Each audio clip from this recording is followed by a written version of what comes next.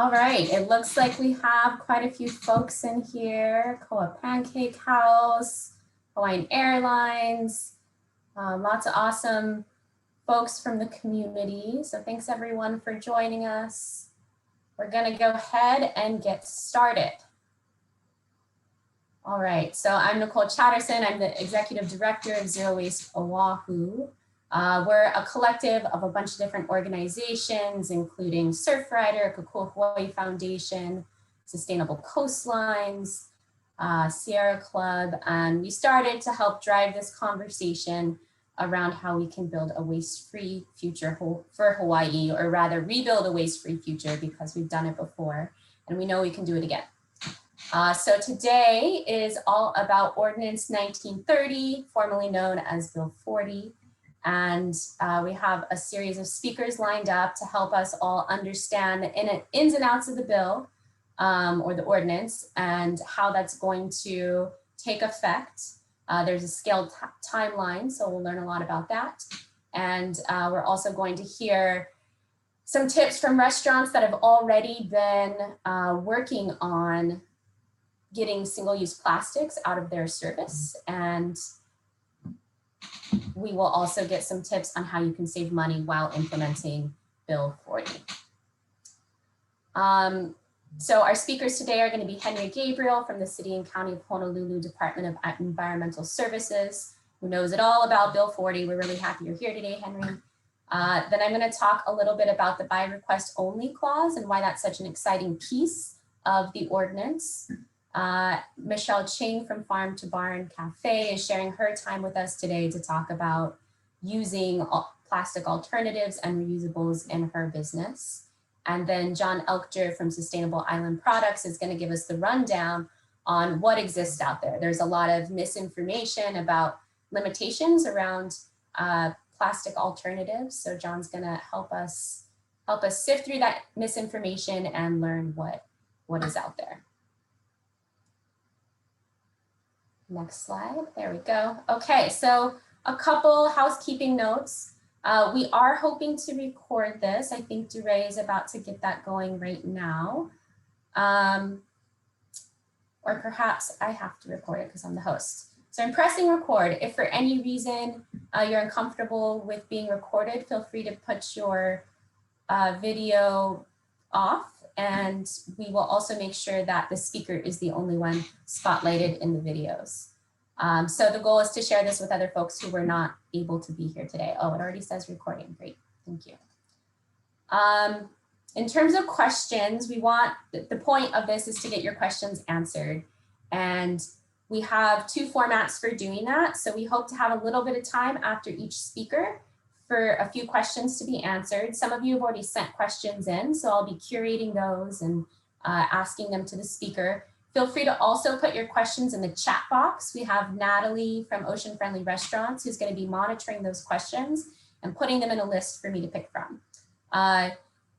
If we did end up getting the Facebook live streaming, DeRay is going to be monitoring that and choosing questions from there as well. Any questions we can't answer because we don't have the time, we're committed to sending out answers to in a follow-up email.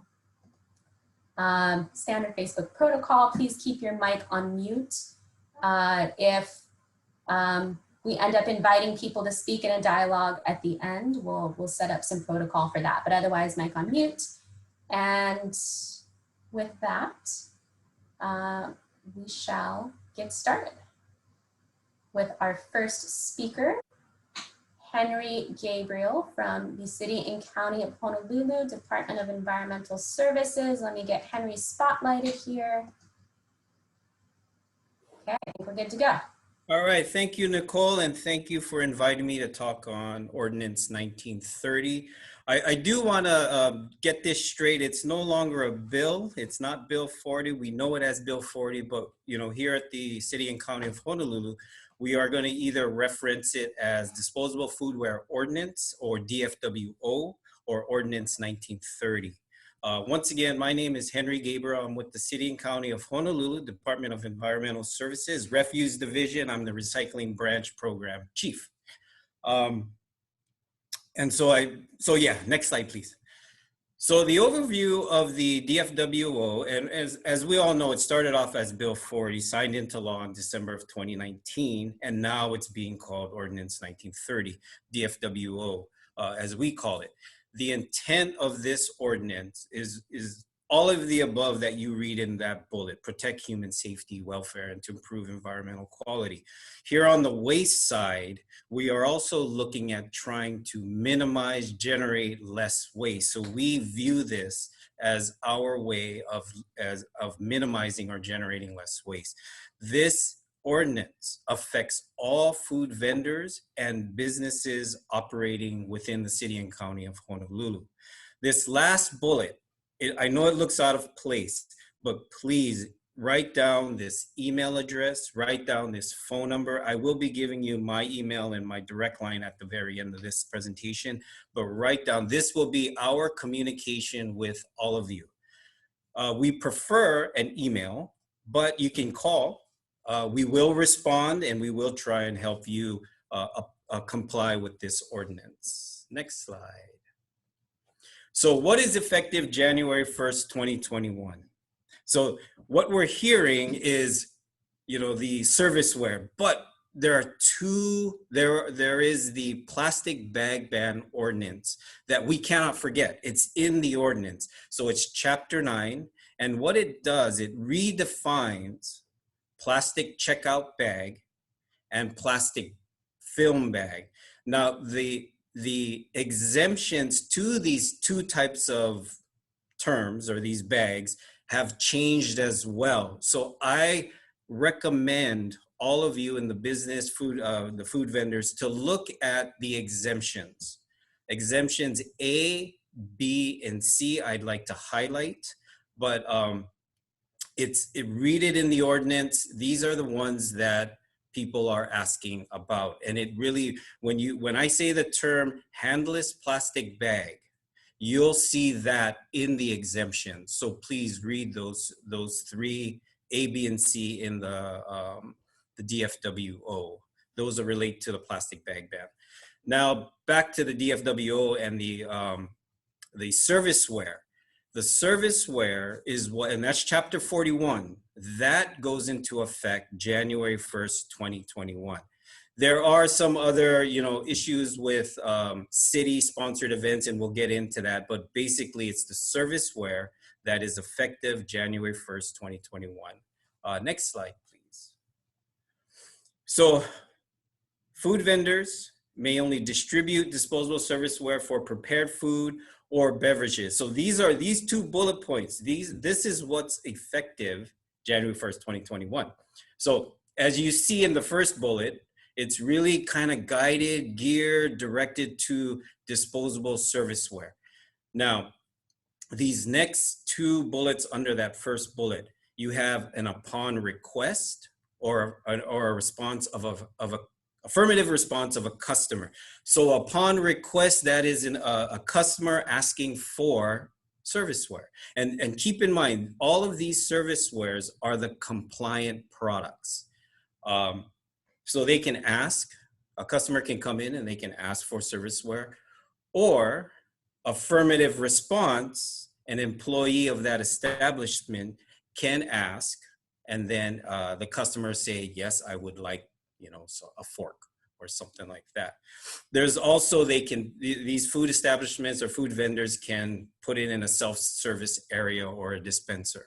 But just keep in mind, and I can't stress this enough, it is compliant products that these businesses will be providing.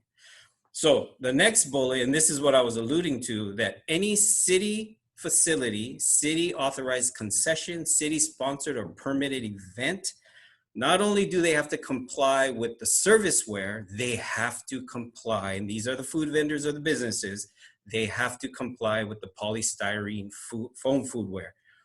This portion of this bullet of this part of the ordinance, for the rest of the businesses, they don't have to comply until January 1st, 2022. But for any city-sponsored event, any permitted event, they have to make sure they're utilizing a compliant product that's foam, that's an alternative to foam foodware. So I really want to stress that, because we haven't really talked about any city sponsored events. So highly recommend those businesses that are doing business with the city to read the ordinance as well. And that's going to be effective January 1st, 2021. Next slide, please. So effective January 1st, 2022. This is geared more towards those businesses that are distributors, suppliers, manufacturers, and that really is covered in bullet number 2. So no business shall sell polystyrene foam foodware, disposable plastic serviceware, or disposable plastic foodware. Now, bullet number 1, no food vendor shall sell, serve, or provide prepared food in polystyrene foam foodware or disposable plastic foodware to customers. That's the general rule of the polystyrene, the foam foodware. So now when we're talking about 2022, now we're directing all of our, energy in the polystyrene, the foam foodware. Next slide. So we at the city, we started putting together an educational campaign back in September. And all of what you see as bullet points here, we've completed. And I won't go through, you can read the list yourself. We will be doing a radio PSA, hopefully in December, we'll get to that. But your posters, your webpage, your Waistline newsletter, we have a newsletter. I highly recommend you subscribe to that. We did an article on that. We've contacted other associations. We've done other webinars, social media. We're gonna push hard on that. And then we're also looking at translating some of the material so that way these, to these other languages so they can teach their employees as well about the ordinance.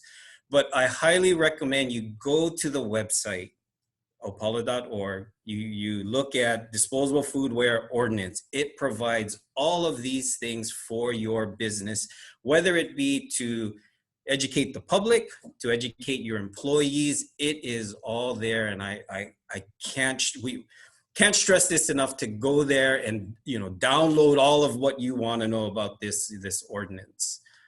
Next slide, please. So this is the informational mailer that we sent out to businesses. Also, some of the posters that we have on our website. And you can download this, put it up on your wall, put it up on your, facing the employees, facing the customers. And it's pretty, it's thorough, it's accurate, and it gives you a sense of really what we are looking for when we are going to be doing these inspections. And what we are looking for, as far as, what's effective January 1st, 2021, 2022, the difference between serviceware and disposable plastic serviceware, it provides all of this information. Next slide, please. So this is another poster that we did in-house. We did all of these things in-house. And like I said, I highly recommend you download all of these materials and utilize them. It's there. It's there for all of you to use. Next slide. So what is happening right now currently is this, we're starting to gear up for the exemptions. Companies right now, they can't apply for any exemptions. What we have to do is we have to have our admin rules finalized first before anyone can apply for an exemption. But these are the reasons to apply: situations with no reasonable alternatives available, significant hardship, and an industry exemption. These forms, these exemption forms, application will be on our website early December 2020. This would allow businesses to, and there's going to be some guidance, there's going to be kind of an instruction pamphlet as well. This will be available early December, and then at that time you'll be able to fill out, provide all the information justifying your reason for exemption, and then you submit it. And then it'll be available at envhonolulu.org as well. So it'll be on 2 websites, you've got opala.org, the DFWO website, and then you got envhonolulu.org. Next slide, please. So so when I was talking about the administrative rules, the draft administrative rules, we originally had this scheduled for October 20th, and things happened. We had some IT issues, and we had to reschedule it. And now it's going to be on November 30th. I highly recommend all of you to go to envhonolulu.org, provide testimony on the draft administrative rules, only view them, read it. And then once we obtain all the testimony, as if there's no significant changes, we will begin the process to record with the city. That's why we're opening it up to that 30-day from around early December to the effective date, that's when we're going to open up for businesses to apply for an exemption. We just have to have the admin rules in place. Next slide. And that's it. That's it in a nutshell. There's a lot more to this ordinance, and we're learning every day that people are finding ways and reading the ordinance in ways that we don't read it. So we're learning on that. But I did, as mentioned, I do want to provide my direct email, and that's Gabriel, so HGABRIEL @honolulu.gov. And this is a direct phone number. So you can call me and I'll be the guy on the other side of the phone, 768-3427.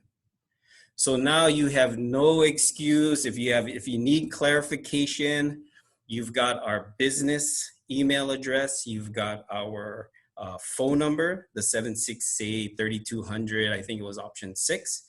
You have my direct line, and you also have my direct email.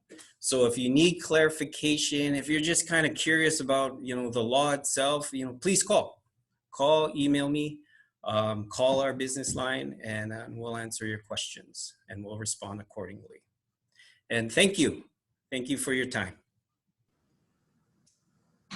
Wonderful. Thank you, Henry. We're going to go ahead and save questions until the end, just because we're running a little tight on time.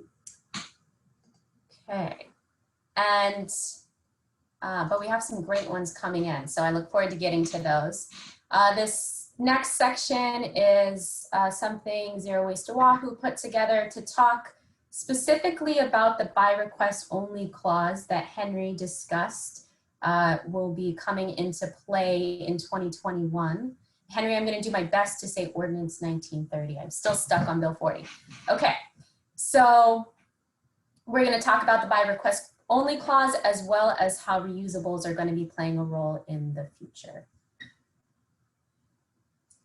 So one thing we've been seeing a lot in the media is our conversations around the difference in price. So I spent time researching yesterday, and on average, and I'm not speaking on behalf of any of our distributors here, but from a Google search, about 3 cents each for plastic silverware, 6 cents each for non-plastic alternatives.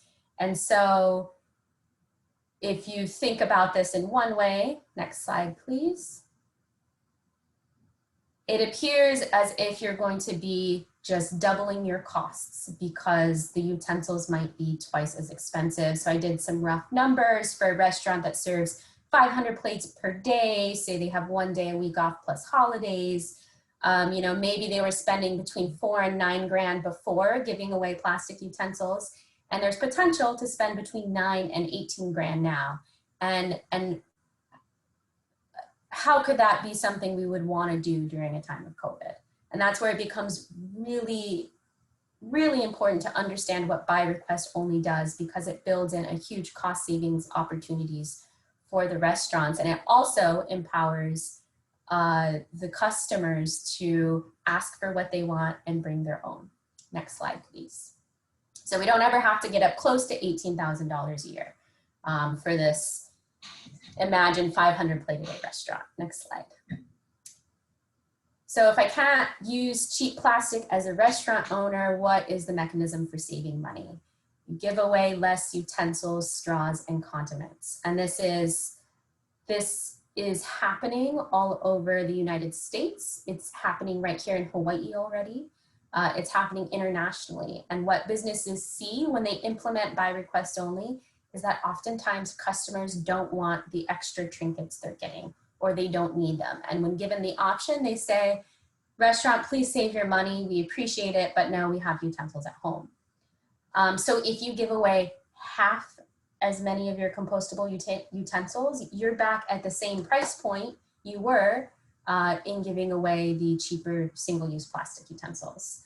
And I'm focusing on the cost perspective. I'm leaving out the environmental and social benefits of the switch here as well. But this is something we've been seeing a lot in the media, and it's really important to understand how powerful this clause is. Something else we'll touch a lot on briefly as well is how switching to reusables can also help bring down perceived costs that may come with the ordinance coming into play. So these are screenshots from just a couple of the restaurants that I've patroned lately who have utensils by request. I know Kona Brew Co. is doing this, Tane Vegan Izakaya, Zippy's has jumped on board, and the utensils are offered for free. And when customers want them, they can say yes. I called the pig and the lady to mahalo them for taking initiative. You know, the ordinance has not come into play yet. Nobody's required to do this. And the pig and the lady said they did it because they realized it was a cost savings measure. And they also realized that we're in new times. Next slide. And people are mostly eating food at home. There are less patrons going into restaurants, and we're going to be dealing with that situation for the foreseeable future. And so what's happening, next slide, is the very happy person whose socially distanced food order came has a drawer full of utensils from past takeout orders. They have a drawer full of reusable utensils like most of us have in our homes. And so they don't need a lot of the condiments, the hashi, the spoons that are automatically placed in the bags. And so one of the things Pig and the Lady discussed was how that's been saving them quite a bit of money, especially as they're expecting to keep doing a larger amount of takeout. Something else to realize, and we don't have the time to get into this fully, nor, I'd want to have the Department of Health here to get into this fully. There's a lot of misinformation around what is legal and illegal in terms of customers bringing their own. Without going down the rabbit hole, it is legal and safe for customers to bring their own utensil kits, whether that's a bamboo kit you buy or, a fork, spoon, and knife you throw in your purse from your utensil drawer. It's okay to bring those to restaurants. They're not going into the restaurant's prep space. So it's an easy way to empower your customers when they are dining in to not have to use single-use items. Next slide. So something exciting in the works, that was specifically focusing on the container piece. There are also ways to address the utensil piece. There are also ways to address the container piece. And so Zero Waste Oahu, in partnership with Kokua Hawaii Foundation and Surfrider Foundation, is exploring bringing a reusable takeout container program to Honolulu as a way to help restaurants offset costs where they can. The reusable model is not going to work for everyone. We need viable plastic-free single-use alternatives, which John will talk to us about in a little bit. But we also have the ability to replace with reusables when we can. So keep your eyes and ears open for our pilot project, which is going to be rolling out in Haleiwa early 2021. And the last thing I'll say is check out the resource guide. So Henry walked you through all of the fantastic information they've put together. Their team did a lot of work on that, and it's wonderful. there are also lots of other resources that have been put together by other communities that have also transitioned away from single-use plastics that are interested in using more reusables. So the OFR team and Kokua Hawaii Foundation put together a resource list that includes all of the resource lists we know about for you all to work off of. There are some fantastic studies of how much restaurants save when they switch to by request only for utensils, condiments, and straws. So I highly encourage you to check that out. I think Jen just dropped it in the chat box there. All right. And with that, you can stay in touch with us on Instagram or website via email. And I will pass it over now to Michelle from Farm to Barn Cafe, who's going to share with us a bit about her experience as an early ocean-friendly restaurant, somebody who uses a lot of reusables, and what that's been like. So thank you, Michelle. Thanks, Nicole. I am really excited to be on this webinar today. And yeah, I think that Nicole hit so many great points, you know, literally in everything that you just went through. The barn has been open, the cafe has been open for about 2 years now. So we've been implementing since we opened using, you know, sustainable to-go-ware. And I actually started a juice business about 6 years ago, and I've always used reusable ware and glass containers, mason jars, bottles. And I've found that it's people really have taken to the reusables. And, you know, some of the ways that I've been able to incentivize our customers, you know, back when I started my juice business and now with the cafe, you know, is offering, you know, a discount. You know, if people bring back, you know, their juice bottles, you know, they get 50 cents off their next juice when they bring it back. Has to be clean, of course. And then we go through the sanitizing process at the cafe, and then they get a discount on it. So we have had so many people, our local community, and then also visitors as well. You know, we'll bring back, you know, one bottle, you know, or maybe even like a case of 12. We just have every single week, we probably have at least one customer bring back an entire case of bottles. So I think that the community has really taken well to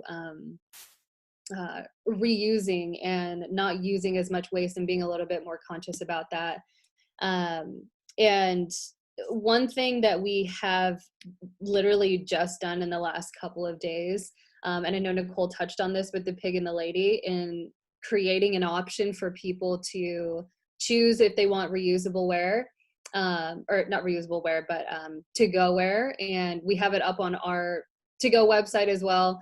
And we just implemented a new ordering system. So it's a really easy process for us as a restaurant to, you know, require that the customer ask us if they want to-go ware. And I have to be honest that, like, we have had a little bit of lashback on that. You know, sometimes we get really busy and my front of house girls might forget to ask if, you know, somebody wants utensils, or maybe a customer doesn't see, you know, the sign that we have on the counter that says, you know, to-go utensils on by request only. So we've had a little bit of negative feedback. You know, in 2 years, I think a couple people that have given negative feedback is pretty well, you know, given the fact that we do have a lot of foot traffic through the cafe. So it's been a little bit of a, you know, transition in making sure that the communication is, you know, very straightforward with, you know, the employee to the customer.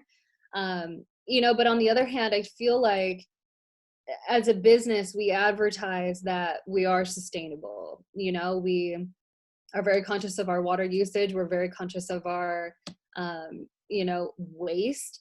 And especially this year, we saw a huge influx in waste when we had to go just to go where we couldn't do dine-in only. And I can tell you that we have, I'm not sure what the size is, but we have a huge dumpster that we use as our like big trash dumpster, and we were producing almost 2 to 3 times that much when we were just doing to-goes. And it was, I mean, I incurred a lot of additional costs with having to, have, Honolulu Waste come and, empty out our dumpster, 3 times a week instead of just one. And we started to incur more costs because we were using triple to like 5 times the amount of to-go-ware. So, after we were allowed to let people sit and dine in again, costs went down significantly, from just doing takeout to going back to our reusables. And now all of our stuff is in, plates and coconut bowls and on small cutting boards. So one piece of advice that I do have for businesses is that if you have the ability to do reusables and you can serve your food, in plates or bowls that you can wash and reuse, that is going to be a huge saver. And it's better because you're just not producing as much waste. And I actually had a guy, I can't remember what his name is, but he started a company that's based in San Diego. And I believe they're in partnership with the Surfrider Foundation. And he came to me a few weeks ago and presented me with a stainless steel reusable to-go container, where the customer can purchase the container for 20 or 25 bucks and they take it home with them. And then it's like a swap out program. So they buy it once, they take it home, they bring it back. And then we swap it out with a new one. So we'll put all of their food in a new to-go container and they take that home. And then it's kind of just like this reuse, recycle program, which is an incredible idea.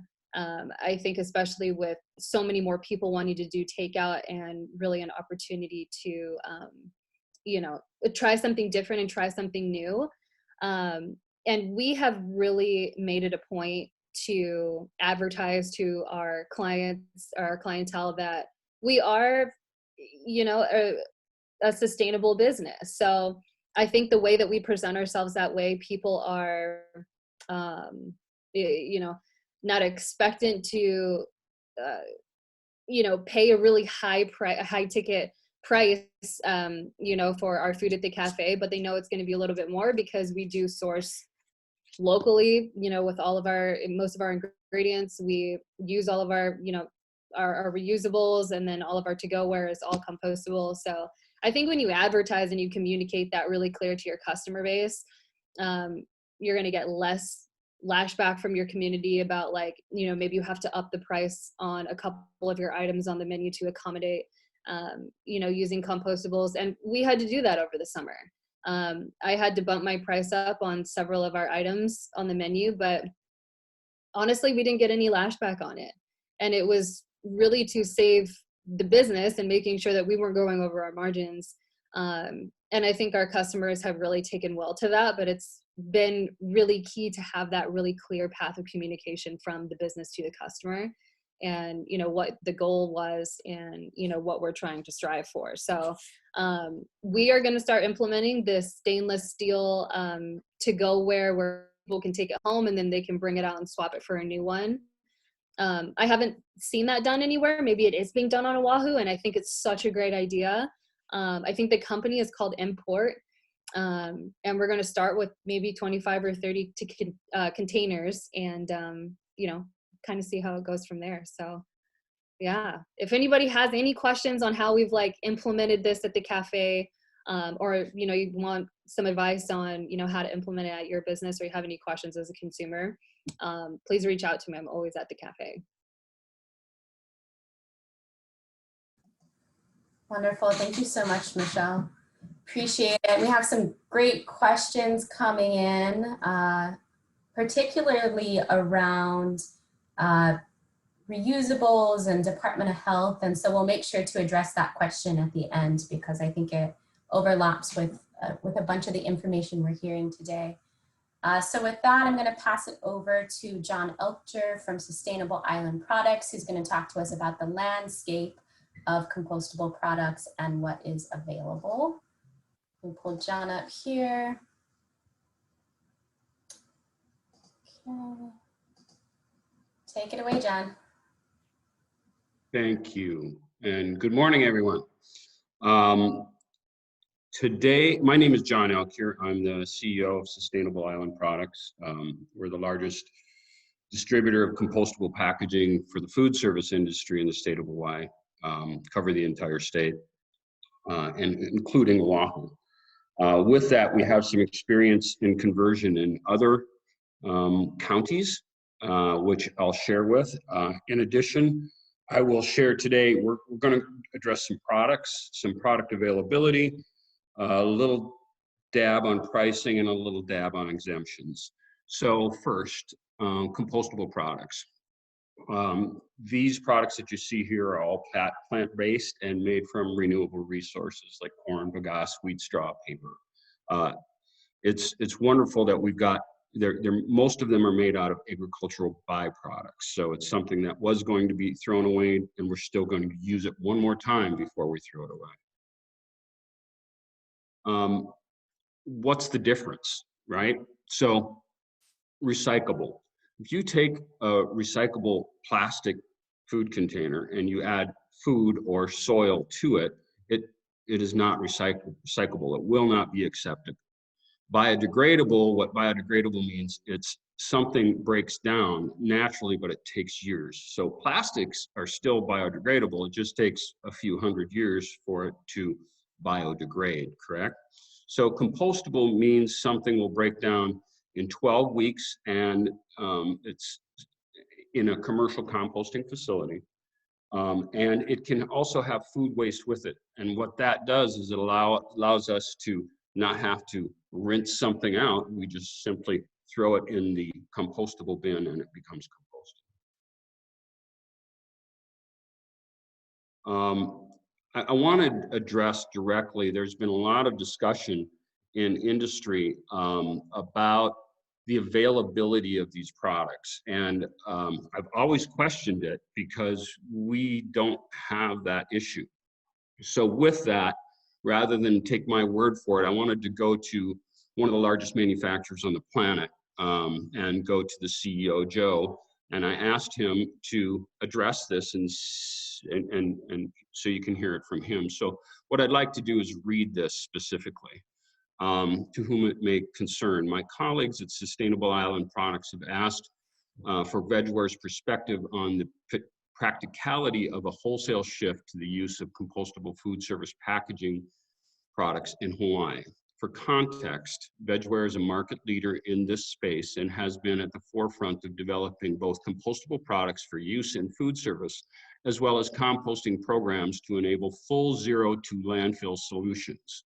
We only manufacture compostables and have built food scrap and compostable packaging collection infrastructure, which now covers 40% of UK postcodes, along with initiatives in a number of the 70+ countries in which we operate. Sustainable Island Products are our partners in Hawaii. The front of house food service disposables market is in total around 720 million in the UK and 8 billion in the US. Adjusting for population, this would give an estimate of between 16 million and 37 million for Hawaii, depending on the way in which products are used and deployed alongside reusables. These levels do not present any supply issues given current capacity in the industry. Over the past couple of years, there have been some issues with PLA bioplastic supply as a result of the material finding new applications. However, new capacity is coming online now along with novel products, and such this does not present a limiting factor. With a little planning, VegWare alone would be able to meet the volume required to service the Hawaiian market, and we are just one company in a growing industry. We are excited by the prospect of Hawaii taking such positive and far-reaching steps in addressing waste management in food service, and our partners at Sustainable Island Products would be glad to support it in any way. I think this puts that to bed. It's obvious that there's plenty of product available, and in fact, we have seen, specifically since COVID, There's a lot of product and the pricing has gone down. The manufacturers are looking to drive products out of warehouses. There's full warehouses in a lot of places globally. So, and specific to the first part of Ordinance 1930, utensils and straws, we have seen price decreases in those as well. So, I want to go back a little bit to the slide earlier about reusables and 6 cents versus 3 cents. We're seeing that our products, our utensils will be down in that 3 cent range, where it was 25% higher not that long ago. So prices are being driven down. So that's my touch on that. And that's really across the board on compostables. So we can go on. An overview of the products, the versatility and breadth of line is there, not only just for January of 2021, but also for January of 2022. And you'll see a wide variety here, everything from sushi trays, but specifically the straws and the utensils. Straws, backyard compostable, marine biodegradable. They're made out of PLA in the form of, which is polylactic acid, that's corn plastic, or paper. And in most cases, it's paper. And I want to address that straws specifically and utensils specifically, because on the outer islands, we did conversions of these well before Bill 40 and Ordinance 1930. We did some very large resorts that went by to request only. They reduced their usage by 60, 70, 80%, and granted the straw itself, in this case, was more expensive, let's say $0.015 a piece. But that's, the usage went down 70 or 80%. There was actually a savings to it, as well as they found a marketing edge to it, because now you're, in today's day, you're marketing towards a customer that is environmentally savvy. So we're seeing a less usage of straws and utensils, and we're also seeing, and when COVID started and we went to all to go, we had many customers that did not provide utensils at all and never even told their customers. And the customers didn't mind, they were taking it home, they still had utensils. So it's, our utensil sales have gone down dramatically. While some of our other product sales, specific segments have gone up. So specific to straws and utensils, I don't see where that's going to be a financial burden as of January 1. Go ahead. So the utensils in many cases are wood, or in this case, TPLA. It's made from 70% non-GMO compostable plastic and 30% talc, and that helps it be suitable for food up to 250 degrees Fahrenheit. You'll see here the packs, the knife, fork, spoon packs. There's individually wrapped utensils available as well. Wood, of course, bamboo, straws, stir sticks, regular utensils. And this would be for January 1, 2022. Fiber, it's made from agricultural byproducts. It's microwave and freezer safe. It's oven safe up to 400 degrees Fahrenheit for 30 minutes. And there's no linings in it that are plastic or wax. So that's what makes it compostable. Many of the other items, some of the paper items, are plastic lined. PLA, this is the clear products. Everything from, as you can see down to the bottom right, champagne glass to the normal deli containers that we use every day. They're made by, this bioplastic is made by NatureWorks. It's suitable for food up to 120 degrees Fahrenheit. Paper. The paper, as in most all paper, is FSC certified. It's suitable for foods up to 220 degrees Fahrenheit and made in a variety of products. It's still one of the best packaging alternatives out there.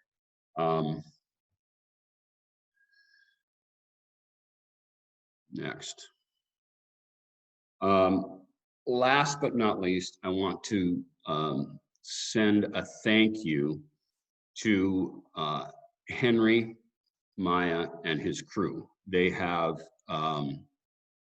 run the gauntlet on this thing. They have gone through a lot of different discussions, I know, and worked very, very hard to put the information together for the consumer and the end user. And that's really where we're at. We need to make sure and congratulate Henry and Maya for doing a great job, but we are, as a responsibility to our customers and the consumer that's consuming these products, we need to get that word out to them so they understand what is available, why it's available, and why it's the right thing for the city and county of Honolulu to do and for us to do. Now, in addition to all of these things, I know that there's going to be folks that are looking to do exemptions. I haven't seen the form yet, but many of you know Ari, who works with us on Oahu. He and I are available to help get through those exemption forms, to give any information to restaurants that are looking for an exemption, and we'll be happy to provide that information. That's part of being a good citizen in the state of Hawaii, and that's what we want to be. So please do not hesitate to send me an email, give me a call, and we'll do what we can to help you. Once we fill out the form, obviously that's in Henry's hands, but we'll do what we can to help. So with that, I'll turn it back to Nicole. Thank you. Awesome. Thank you so much, John. And thank you to the Sustainable Island Products crew for your leadership in bringing these products to Hawaii. And that's a great point that I didn't touch on about how economics work and how the prices of these products will continue to change over time as more and more of us get on board with using them. Something else I wanted to just call attention to before we take a little bit of time for questions is the Ocean Friendly Restaurants program, which is run by the Surfrider Foundation and headed up locally here by a wonderful woman, Natalie. Restaurants participating in this program have been, by and large, doing what Ordinance 1930 is asking for years. And these restaurants have had a happy, satisfied customer base, have been wildly successful. So Ocean Friendly Restaurants is a great resource for those of you that haven't yet made the transition away from single-use plastics and you want to see some local case studies beyond the wonderful information that Michelle shared with us. All of that is there at the Ocean Friendly Restaurants website. Okay, so we're gonna go into questions, and looking at my questions doc here, we've had some great ones come in, and I think I wanna start with the question about reusables in the times of COVID. The underlying question I'm seeing is twofold. One, are reusables safe? Are single-use plastics any safer? And what is the Department of Health's and the CDC's stances on these topics? I have some perspectives to share on that, but I also wanted to open it up in case Henry or any of our other panelists had something they wanted to share on that front. Okay, I'll start us off then.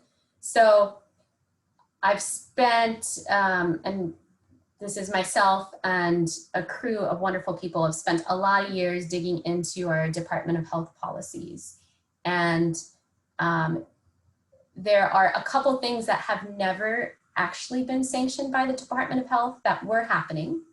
And they're not happening now, not because of COVID, but also because Department of Health has been doing better education about what their current guidelines are.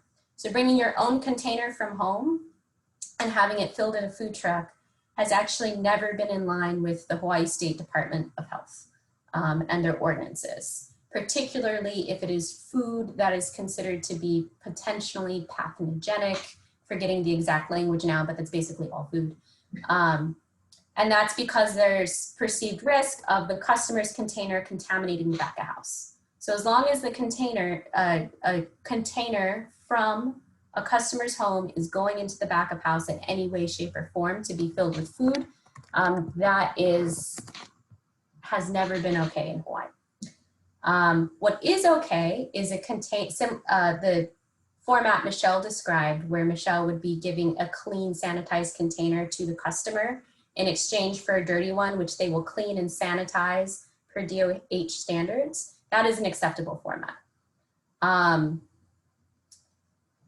The other thing that has been happening and isn't happening now due to COVID, but also because DOH has been disseminating more education on this, is reusable mugs. So pretty much the only thing that's permitted to go in reusable mugs are water, soda, I believe, but don't quote me on that. I can send the Department of Health rules as a part of the follow-up.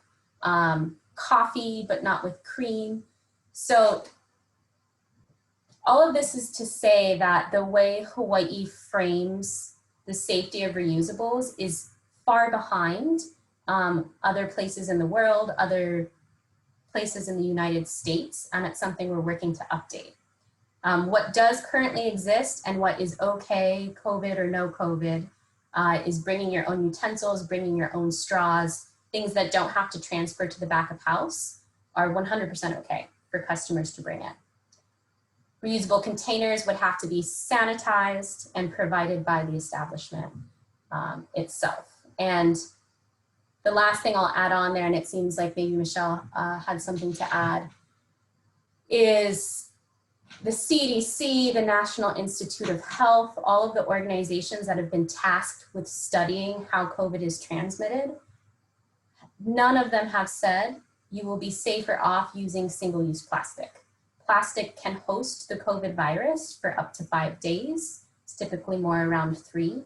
So using a single-use plastic fork that has been handled by someone else has no less risk than a reusable utensil that's coming out of the back of the house. And that's because all washing in Hawaii happens via a regulated process where everything is sanitized. So with that, I'll ping it over to Michelle. Yeah, I just wanted to quickly kind of chime in on this too. I think hopefully, I'm pretty sure that most restaurants have a method, or, when you are a restaurant, like, you have to pass, you have to have your green card to be operating as a safe, establishment, and sanitization is part of that process. And you go through a wash, rinse, sanitize process if you don't have a dishwasher that, sanitizes at very high heat. So everything that goes through the kitchen that is a reusable item has to go through a sanitizing process. So, to make you feel a little bit more safe, there is a protocol that restaurants have to follow in lieu of sanitization. So, I can reassure you that we do that at Farm to Barn. And I'm pretty sure that most other restaurants do that as well. So, yeah, that's a great point. And if we think about the length of time as humans, we've been dining in at restaurants using reusables, and how we've been okay amidst the multiple things we could share with each other. I mean, it goes to show that we've created really rigorous cleaning standards that work. Raphael from Sustainable Coastlines also wanted to point out that you can bring your own reusable container to a sit-down restaurant to put your leftovers into. So that's another permitted thing, because the container is not going into the back of house. Okay, so some other questions. Will these slides be available? Yes, they will be. A question from Katie at Lanikai Brew Co. She's definitely interested in the vegware and wondering, would these compostable products need to be separated from the regular rubbish?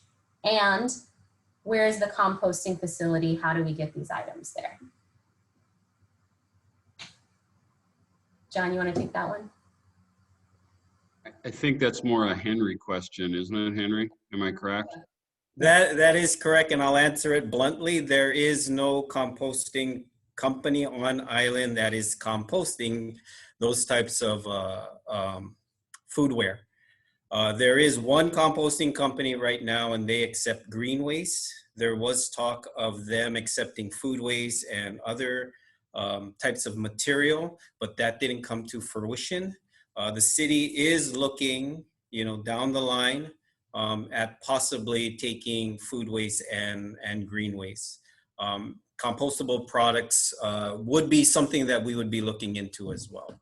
But currently, there is no composting of that type of material. So the way we look at on the waste side, if you're looking to separate that material, then really you should be composting that on site or with someone who is doing that, but the city's not doing that. Thank you, Henry. Forgot to cancel my spotlight, so I hope you all still got that was Henry speaking. In kind of expanding upon that, there are several startup initiatives in the works throughout the islands that are working to bring in-vessel composting technology to Hawaii that would help us break down those compostable utensils. So it's been a chicken and the egg conversation. Do we switch to compostables first before we have the full composting system set up? And for Zero Waste Oahu and many folks, that's always been a resounding yes, because the additional benefits to not using fossil fuel based plastic, even if they end up getting thrown away at the same place for now, are vast and huge. Getting plastic out of our ecosystems is a big priority, as well as the next step being figuring out how to compost the compostables. And we're working on it. So great question. And I'm gonna recognize it's 10:33 right now. We started about 2 minutes late. So for anyone else who wants to stay on, you're welcome to, and we'll take one more question from the list we received. We'll send out follow-up questions to anything that didn't get answered, along with the presentation, the recording, the contact information of our speakers, and all the resource guides we can muster. All right, so for anyone who's signing off now, mahalo. And I will do one more question here. Somebody asked, what are we doing to educate the public? I think we went over that. Henry discussed all of the wonderful things the city and county is doing, and there's a lot of other folks who are partnering with the city and county as well to support education. I think this might be our last question here. For Henry, does the 15-cent bag fee apply to restaurants? Should they be charging money per bag of any material type? Yes. So that was one of the reasons why I highly stress businesses to really look at Ordinance 1930, because it does affect restaurants and the plastic bags. So depending, and we can go over this in detail, but depending on the type of bag the restaurants are using, the food vendors are using, they would have to charge 15 cents. So please look at the ordinance and how it's applicable to 1737. That's 1930 and then 1737. Wonderful, thank you. Okay, well, with that, we'll call it a day. I'll be on for a little bit in case